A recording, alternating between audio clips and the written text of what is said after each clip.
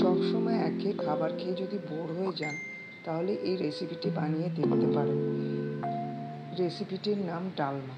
এর জন্য আমি কিছু সবজি নিয়েছি, আপনি আপনাদের পছন্দ মতো নিতে পারেন সবজি।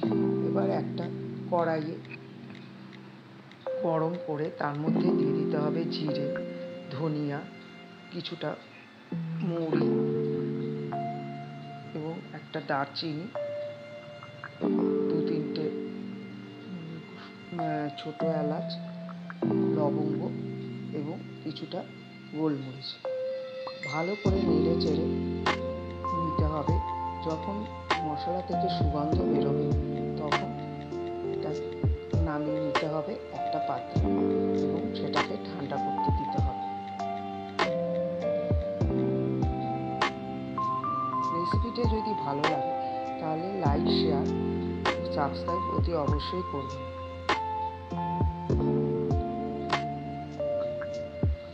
এর জন্য আমি আগে ছোলার ডাল, অরহরের ডাল এবং মুগ ডাল নিয়ে নিয়েছিলাম। ছোলার ডাল এবং অরহরের ডালগুলো আমি আগে ভিজিয়ে রেখেছিলাম। এবার একটা কড়াইয়ের মধ্যে ওই মুগ ডালটা নিয়ে নিতে হবে এবং ভালো করে লাল লাল করে ভেজে নিতে হবে। তারপর জল দিয়ে ধুয়ে প্রেসার কুকারে ঢেলে দিতে হবে। আর এক এক করে অরহরের ডাল এবং ছোলার ডালটা দিয়ে দিতে হবে। দিয়ে দিতে হবে পরিমাণ মতো জল, লবণ, হলুদ এবং 1 চামচ ঘি।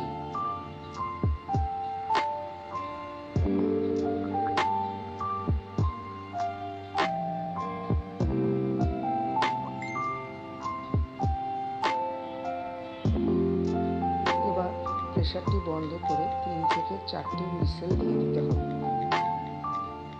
তারপরে এক পাশে রেখে দিতে হবে যতক্ষণ না প্রেসার থেকে স্টিম বেরিয়ে যায়।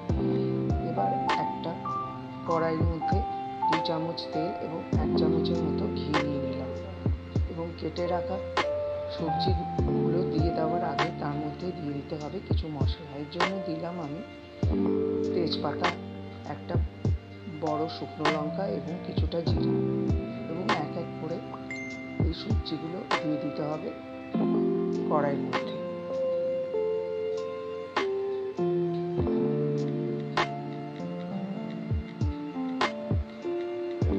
এই রেসিপিটি অত্যন্ত সুস্বাদু। শোনা যায় উড়িষ্যায় জগন্নাথ দেবের মন্দিরে এটি ভগবানকে ভোগ হিসাবে নিবেদন করা হয়।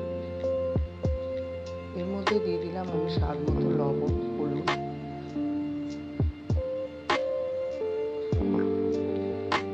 এবং কিছুটা আদা বাটা।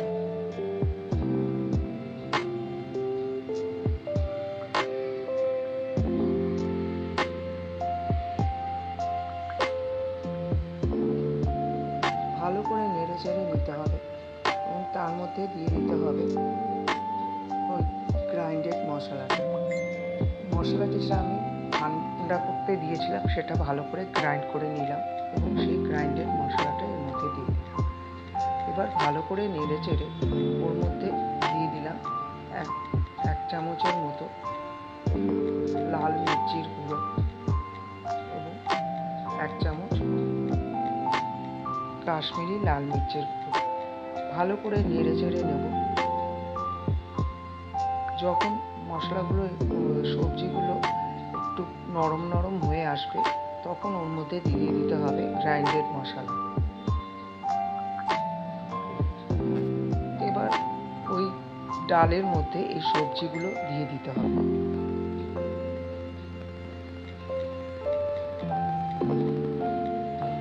জল যদি কম থাকে একটু গরম জল এর মধ্যে দিয়ে দিতে পারেন।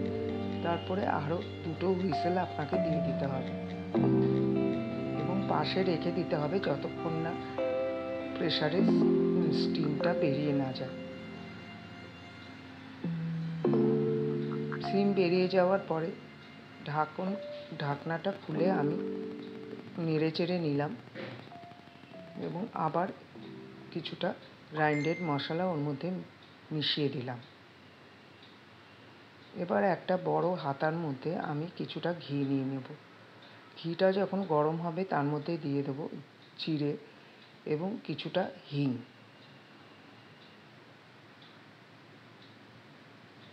তারপরে ওই ডালের মধ্যে ওই ঘি আর জিরে এবং হিঙেরটা দিয়ে দেবো। এইভাবে তৈরি হয়ে গেল সুন্দর স্বাদের রেসিপি। নমস্কার, দেখা হবে পরের রেসিপিতে।